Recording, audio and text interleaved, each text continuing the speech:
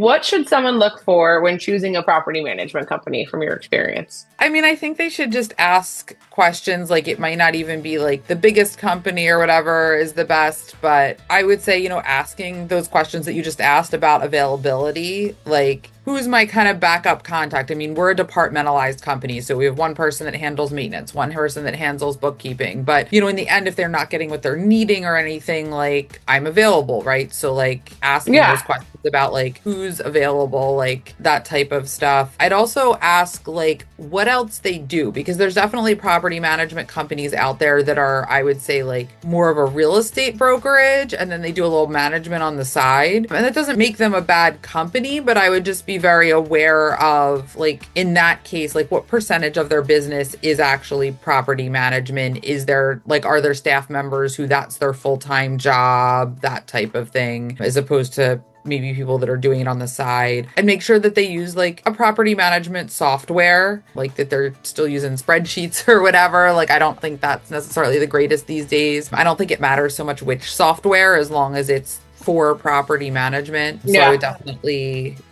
just look into that and see if you can talk to the person who would essentially be in charge of the work. I mean, I do our sales for our company, but I'm also, even though my staff does a ton of stuff, ultimately I'm in charge. If there's a problem, a question, they can come to me, so they're talking to me and they have to Yes. feel comfortable with me. It has to feel like a good fit. So I would say, like, if they're just talking to someone that only does sales, that's fine. And if they like the pricing and they like what they're hearing about the company, I would just say, before making a decision, ask if you can talk to the person you'd actually be working with.